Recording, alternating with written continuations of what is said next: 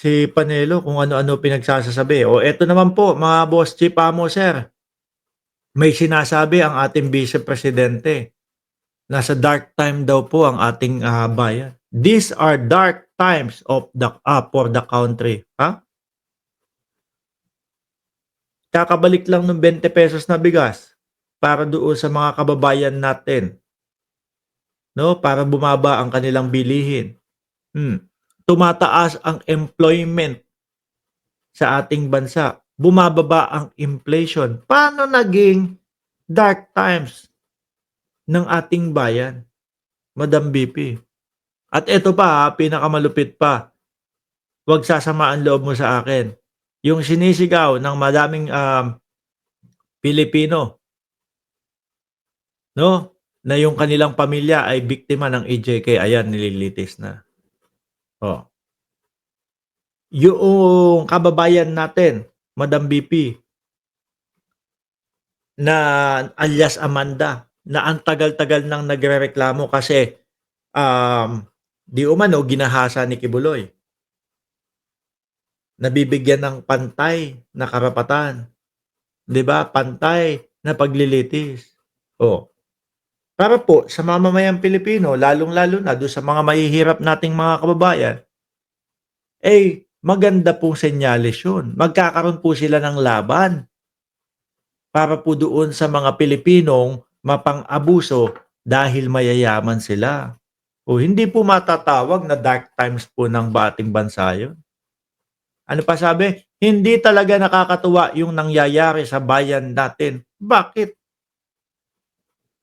Yung mga kababayan natin mahihirap. Sa 20 pesos na bigas pa lang. Sa mga pabahay pa lang. Biruin mo yung pabahay ni Pangulong Bongbong Marcos. Saan ka makakakita? Libreng bahay with swimming pool pa. 'Di ba? Condominium style pa. Oh.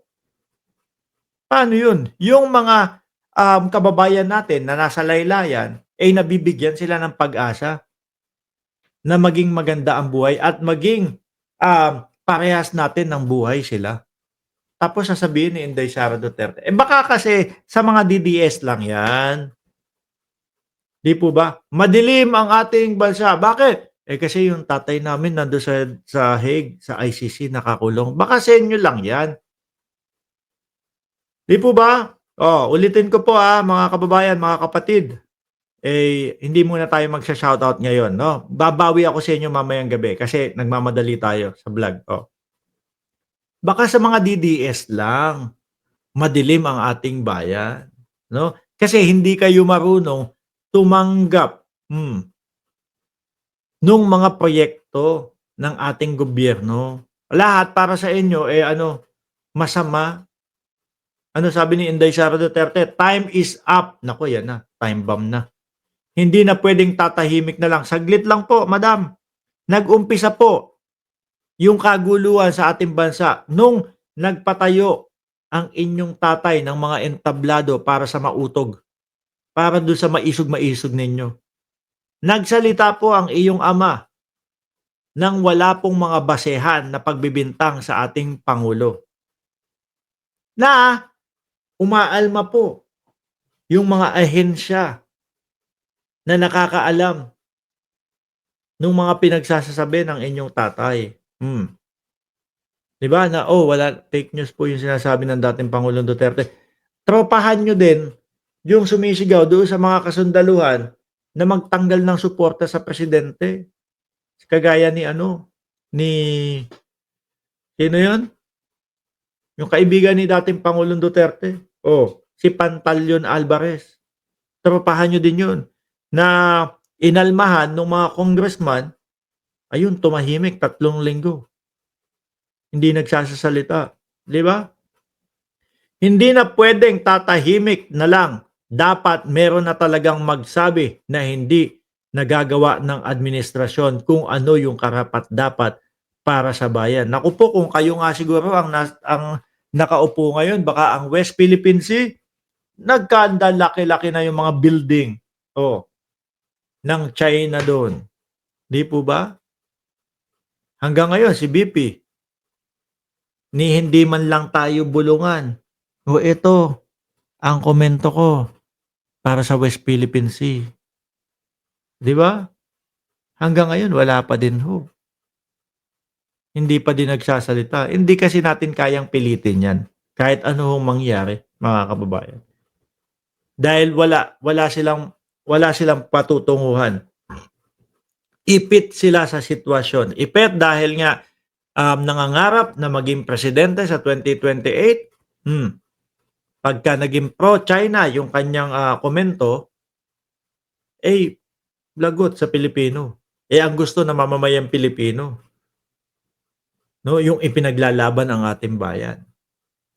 Pagka naman ho, pabor siya sa Pilipino, na ang West Philippine Sea ay sa Pilipinas, baka naman po magalit yung mga nakasuporta sa kanila doon sa China. O, 'di po ba, mga kababayan?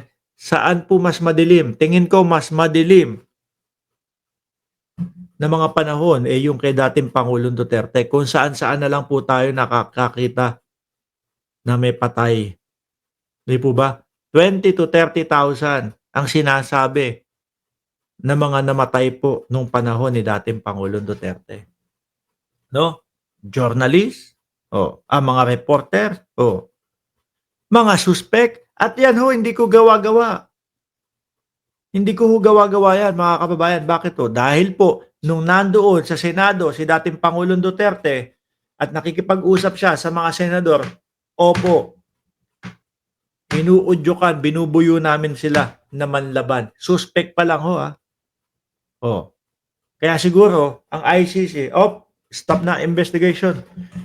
Napakinggan namin diyaan sa Senado. Binubuyo nyo, suspect pa lang. Tas iduduktong mo yung sinabi ni Bongo, 500,000 sa buhay. Yung reward, di ba? 500,000 sa buhay, 1 million sa patay, 2 million sa nanlaban. Ano gagawin ng pulis doon? Lalo na pag problemado yan sa pera. Di ho ba, mga kababayan? May problema ako sa pera. Pagka dinala kita sa presinto, 500,000 lang ako. Pagka sinabi ko, nanlabang ka, inabutan kitang baril, walang bala. At tapos, niyari kita, sinabi ko, nanlabang ka, wala na. 'Di ba? 2 milyones ang iuuwi ko.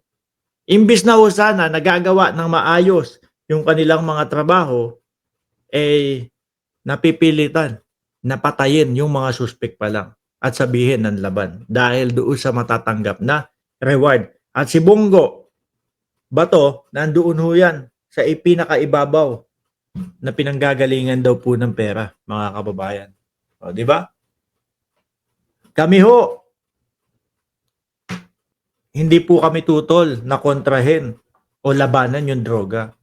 Ang kontra po kami, mga kababayan, ay kung paano nila ipinatupad yung laban kontra droga. Madami pong mga kababayan natin ang nalabag ang kanilang karapatang pantao.